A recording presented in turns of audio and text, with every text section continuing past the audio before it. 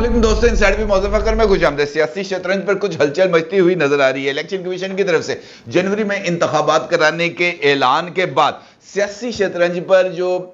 मोरे हैं उनके अंदर कुछ खलबली सी मची हुई है और ये जो सियासी बसात है इस पर मोरों की असर नो एडजस्टमेंट भी जो है हो रही है। खेल खिलाड़ी रूल्स ऑफ गेम सब तब्दील होते हुए नजर आ रहे हैं। खास तौर पर इस सियासी शतरंज के दो अहम तरीन सियासी खिलाड़ी यानी जनाब मोहतरम नवाज शरीफ साहब और जनाब आसिफ अली जरदारी साहब, इन दोनों की तरफ से खेले जाने वाली गेम ही सबसे ज्यादा अहमियत की हामिल भी है और फैसला कुन भी है, क्योंकि ये दो ऐसे किरदार हैं, ये दो ऐसे खिलाड़ी हैं जो इस सियासी शतरंज पर किसी की तरफ से भी लगाई जाने वाली बसात को ना सिर्फ उलट सकते हैं बल्कि ऐसे नताइज भी दे सकते हैं जो इससे पहले कभी सामने नहीं आए। और खासतौर पर चूंकि अब जो इंतखाबात है और सियासी मैदान के ऊपर गहमा गहमी आती चली जा रही है, तो इस तनाजुर के अंदर कुछ ऐसी चीजें हैं जो बहुत ही हद तक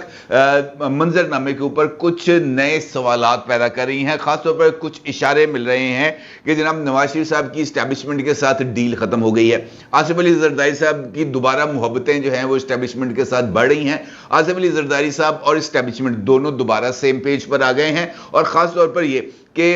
2 जर्नैलों और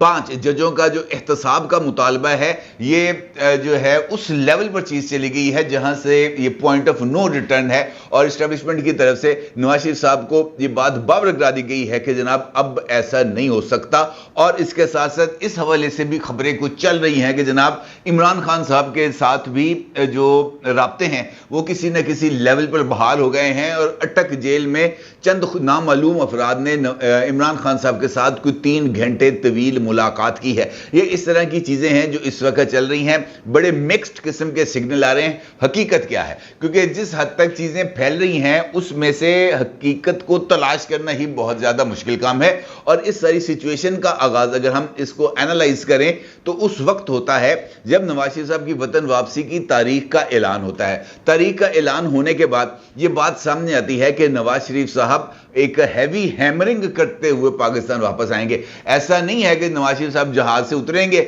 और उसके बाद जनाब सब अच्छा की सदाएं आना शुरू हो जाएंगी। नवाज शरीफ साहब आएंगे और ऐसे जोरदार किस्म के हथौड़े मारेंगे जिससे जो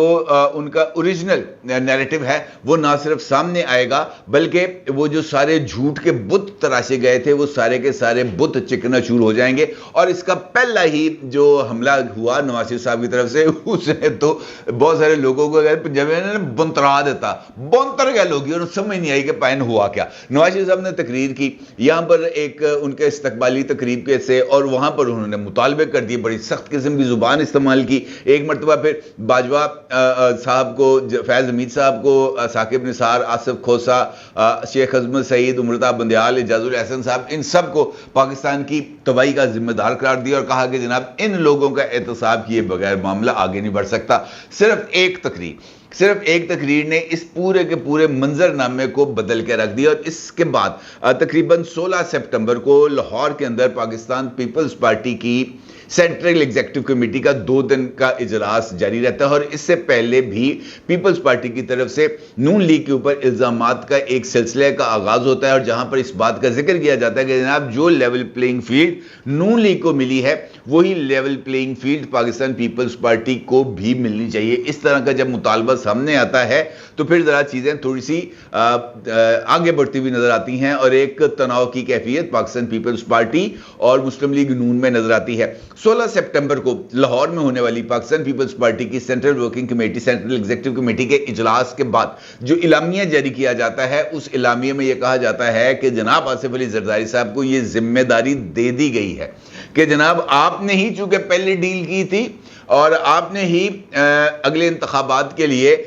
मुस्लिम लीग नून के साथ मिलकर इंतखाबात लड़ने या किसी तरह की सीट एडजस्टमेंट करने के हवाले से कुछ यकीन दहानियां हासिल की थी। लिहाजा ये आपको जो है ना बॉल आपके कोर्ट में आ गया है और अब आपने इसके बाद फैसला करना है। और उसके बाद आसिफ अली जरदारी साहब कुछ मुतहरक होते हैं। अब एक जानिब ये एक सिनेरियो हमारे सामने आया कि इलेक्शन से पहले ये जो पॉलिटिकल तेजी है ये बढ़ती हुई नजर आ रही है। इसी दौरान शहबाज शरीफ साहब आते हैं और शहबाज शरीफ साहब आने के 48 घंटे के बाद वापस चले जाते हैं और इस हवाले से भी यही इतला आती है कि जनाब शहबाज शरीफ साहब को ये बात बावर कराई गई है कि سیاسی بیان بازی اپنی جگہ پر، یہ جو آپ مطالبہ کر رہے ہیں اور خاص طور پر جو دو جرنیلوں کے حوالے سے جو مطالبہ کر رہے ہیں، اس کو سیریسلی نہیں لینا. اگر سیریسلی لیں گے تو پھر آپ کو سیریسلی کانسیکوینسز بھی ہوں گے. اور مذاقن میرا خیال ہے کہ اس طرح کی بات ہوئی کہ تیر جڑا نا وہ دوجے پاس سے اڑتا پیا ہے، چھال مار کے انہوں نہ پھڑ لو، اس طرح کی کوئی چیز تھی، جس کے بعد ذرا ایک اور تھوڑا سا تناؤ پیدا ہوتا ہوا نظر آ رہا ہے. دیکھیں اس کے بعد لندن کے اندر اجلاس، اور اس میں اس بات کا ذکر نواز شریف صاحب کی طرف سے دوبارہ کہ جناب میں اپنے موقف پر قائم ہوں اور کسی طرح کا جو لچک ہے وہ نہیں آئے گی، اور نہ ہی لہجے کے اندر نرمی آئے گی، اور نہ ہی وطن واپسی کے شیڈول میں کوئی تبدیلی آئے گی. اس کا کیا مطلب ہے؟ اگر آپ غور کریں تو مجھے اب اس میں کسی حد تک کوئی دو رائے نہیں ہے کہ نواز شریف صاحب کا جو پولیٹیکل اتھارٹی ہے، جو ان کا بیانیہ ہے، وہی آگے بڑھے گا، کیونکہ یہ ممکن نہیں ہے. دیکھیں اگر آپ پاکستان اور خاص طور پر پنجاب کی پالیٹکس کو سمجھتے ہیں تو یہاں پر مولا جٹ چاہیے، یہاں پر سلطان رائی چاہیے، جس نے گنڈاسا پکڑا ہو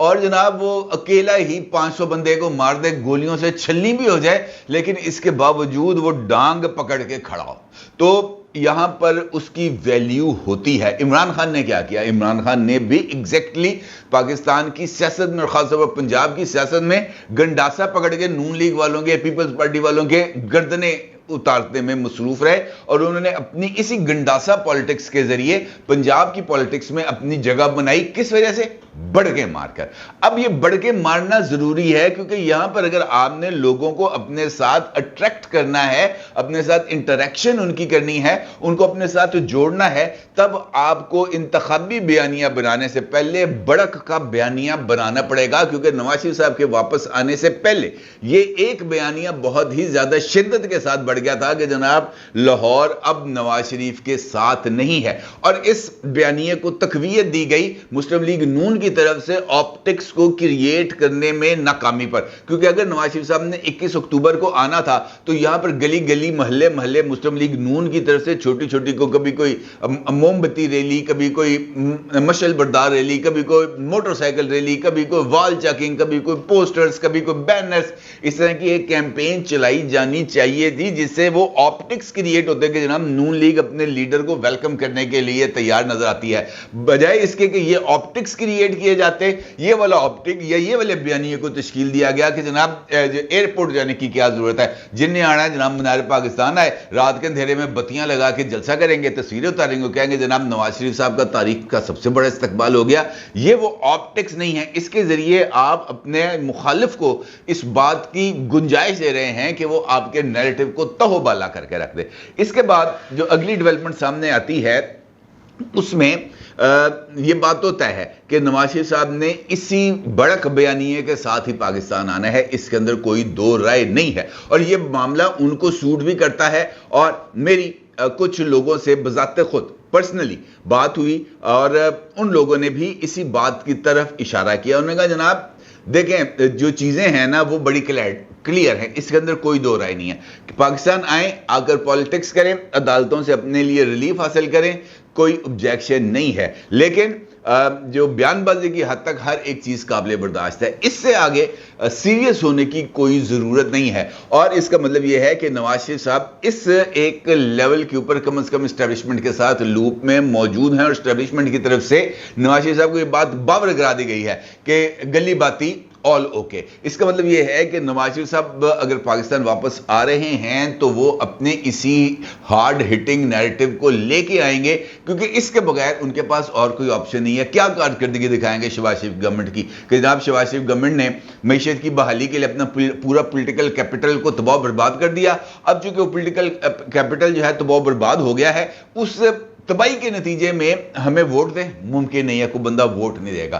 کیا یہ کہا جائے کہ جناب پیٹرول اس وقت 336 روپے لیٹر ہو چکا ہے اور بجلی اس وقت 46 روپے یونٹ ہے، تو برائے کرم ہمیں ووٹ دیں؟ کوئی ووٹ نہیں دے گا. منت ترلے سے ووٹ نہیں ملے گا، اٹا مار کے ووٹ لینا ہے. یہ ہے اس وقت کی پالیٹکس. دوسری جانب آصف علی زرداری صاحب، یہ بھی اس سیاسی شطرنج کے بڑے ہی زبردست اور منجے ہوئے کھلاڑی ہے، اور بعض دفعہ جو نواز شریف صاحب اور آصف علی زرداری صاحب گیند سمیع اللہ اور کلیم اللہ کرتے ہوئے منظر کی طرف جاتے ہیں. اور اگر میں آپ کو یہ کہوں کہ یہ دونوں اس وقت بھی گڈ کاپ اور بیڈ کاپ جو ہے وہ اصل میں کھیل رہے ہیں, تو یہ کہنا بھی کچھ غلط نہیں ہوگا, کیونکہ میرے پاس اس طرح کی کچھ انفارمیشن موجود ہے کہ اب بھی جو انتخابات میں Muslim League Noon Peoples Party P M L Q کے ساتھ پنجاب میں سیٹ ایڈجسٹمنٹ کرے گی. اب اگر یہ سیٹ ایڈجسٹمنٹ کریں گی تو اس کا مطلب یہ ہے کہ آصف علی زرداری صاحب یا پیپلز پارٹی کی طرف سے یہ جو ایک ماحول کریٹ کیا جا رہا ہے, یہ ماحول ان فیکٹ پاکستان تحریک انصاف کو بیک بینچز کی طرف دھکیلنے کے لیے ہے کہ مسلم لیگ نون کا اینٹی ووٹ بینک یہاں پر پیپلز پارٹی کی شکل میں موجود ہے, کیونکہ اس اینٹی ووٹ بینک کو انفیکٹ جو ہے پلان کے مطابق کیپٹلائز کرنا تھا استحکام پاکستان پارٹی کی طرف سے, لیکن استحکام پاکستان پارٹی تو پیدائش کے بعد ہی انکیوبیٹر میں چلی گئی ہے اور ابھی تک انکیوبیٹر سے باہر ہی نہیں نکل پا رہی. نہ ان کا کوئی لیڈر سامنے آ رہا ہے, نہ ان کی طرف سے کوئی پولیٹیکل موومنٹ ہو رہی ہے, نہ ان کی طرف سے کوئی جلسہ جلوس, کوئی ریلی, کوئی سمپوزیم, کوئی سیمینار, کو بند کمروں کے اندر کی جانے والی گفتگو, کوئی جو ہے جرنلسٹک انٹریکشنز, کسی جگہ پر کوئی ہلچل ان کی طرف سے نظر نہیں آ رہی. ماں سوائے جو پیسے چونکہ ان کے پاس ہیں, دونوں بڑی اچھی اسٹرانگ پارٹیاں ہیں, تگڑی پارٹیاں ہیں, جناب جہانگیر ترین بھی اور جناب علیم خان بھی. کیا کیا جناب, جھنڈے لگا دیے لاہور میں. بھائی جھنڈے لگا کے ووٹ ملتے ہیں, ڈانگاں ووٹ پانی ہے, ممکن نہیں ہے. آپ کو یہاں پر بھی آپٹکس کی چونکہ کمی نظر آئی اور اسٹیبلشمنٹ کو بھی اس بات کا اندازہ ہو گیا کہ نہیں یار, یہ جن کو ہم نے anti P T I vote bank کو انٹریکٹ کرنے کے لیے, anti Muslim League Noon vote bank کو انٹریکٹ کرنے کے لیے اور پی ٹی آئی کے ووٹ بینک کو اپنے ساتھ جوڑنے کے لیے میدان میں اتارا تھا, ان میں تو شاید یہ والا تپڑ ہی نہیں ہے. وہ تو ابھی تک اس بات پہ ہی آپس میں لڑ رہے ہیں کہ جناب میں صدر ہوں تو دوسرا کہتا ہے میں پیٹرن ان چیف ہوں, میں پارٹی چیئرمین ہوں, میں پارٹی ہیڈ ہوں. ابھی تک یہ جو دو طرفہ معاملہ ہے یہی کسی جگہ پر سالو ہو کے نہیں دے رہا. تو انہوں نے آگے میدان میں کیا اترنا ہے؟ صرف الیکٹیبلز کی بنیاد پر 12-14 سیٹوں کے لیے سیاسی پارٹیاں جو ہے وہ نہیں کرتی کام. ان کو کم از کم اپنے سٹرونگ ہولڈز میں علیم خان صاحب کو کم از کم گڑھی شاہو کے حلقے میں ایک جلسہ کر لینا چاہیے تھا, کوئی ایک ریلی نکال لینی چاہیے تھی. جہانگیر ترین صاحب کو لودھرا کے اندر کم از کم کو کام کر لینا چاہیے تھا, لیکن ابھی تک ایسا نہیں ہوا, جس کی بنا پر پیپلز پارٹی کو دوبارہ پنجاب میں نون لیگ کے خلاف کھڑا کرنے کی ضرورت پیش آئی تھی. اور اسی جو ویکیوم ہے اس کو پیپلز پارٹی کے ذریعے ہی فل کیا جا رہا ہے, اور یہ مسلم لیگ نون اور پیپلز پارٹی دونوں کی آپس میں طے کردہ حکمت عملی ہے, اس کے اندر کوئی دو رائے نہیں ہے. آصف علی زرداری صاحب اپنے یہ والے کارڈز بھی بہت عمدگی کے ساتھ کھیلے ہیں, بلکہ میں آپ کو یہاں پر یہ بھی یاد کراؤں, آصف علی زرداری صاحب نے اچانک آج سے 2 دن پہلے چودھری شجاعت حسین صاحب سے اچانک ملاقات کی تھی, ان کی رہائش گاہ پر پہنچ گئے تھے. اس ملاقات میں آصف علی زرداری صاحب نے مسلم لیگ کاف کی لیڈر چودھری شجاعت صاحب سے کہا, اور چودھری شجاعت صاحب کے دونوں صاحبزادے چودھری صالح حسین صاحب اور چودھری شافع حسین صاحب بھی اس ملاقات میں موجود تھے. آصف علی زرداری صاحب نے ان کو یہ بات کہی کہ جناب میں مسلم لیگ کاف کے ساتھ 2 سیٹیں ہیں, خانے وال کی اور ایک جنوبی پنجاب کی اور سینٹرل پنجاب کی 3 سیٹیں, ان 5 سیٹوں پر آپ کے ساتھ سیٹ ایڈجسٹمنٹ چاہتا ہوں. یہ زرداری صاحب نے کہا کس کو؟ چودھری شجاعت حسین صاحب کو. آپ کو پتا چودھری شجاعت حسین صاحب نے آگے سے ان کو کیا جواب دیا؟ انہوں نے کہا جناب ان سیٹوں پر ہماری مسلم لیگ نون کے ساتھ بات چیت چل رہی ہے. آپ اندازہ لگائیں, انہوں نے کہا جناب ہماری مسلم لیگ نون کے ساتھ بات چیت چل رہی ہے ان سیٹوں پر ایڈجسٹمنٹ کے لیے. اور پھر چودھری شجاعت حسین صاحب نے مشورہ دیا آصف علی زرداری صاحب کو کہ پائن نون لیگ بنا کے رکھو. اب کہنے کا مطلب یہ ہے کہ یہ وہ آپٹکس جن کی میں آپ سے بات کروں نا, یہ وہ آپٹکس کریٹ کیے جا رہے ہیں کہ پیپلز پارٹی اس وقت نون لیگ کے اینٹی جو ہے اس فورس کے طور پر پنجاب کے اندر کھڑی ہے, اور یہی سچویشن پاکستان پیپلز پارٹی کو سوٹ کرتی ہے. اور یہ وجہ ہے کہ آصف علی زرداری صاحب پنجاب میں آ کر بیٹھے ہوئے ہیں, لاہور میں بیٹھے ہوئے ہیں. اب پیپلز پارٹی کا مسئلہ کیا ہے کہ پیپلز پارٹی کے پاس اس وقت تنظیمی طور پر کوئی بھی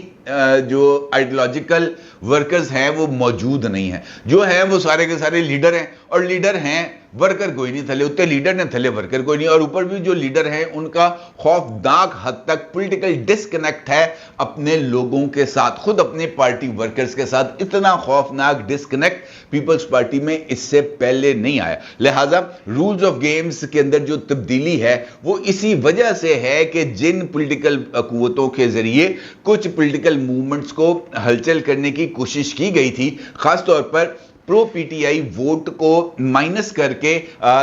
جو ہے اینٹی مسلم لیگ نون یا اینٹی پیپلز پارٹی جگہوں پر تقسیم کرنے کے لیے وہ پلاننگ کامیاب نہیں ہو سکی. تو پھر اس کے بعد وہی ایک لاجیکل چیز بن جاتی تھی کہ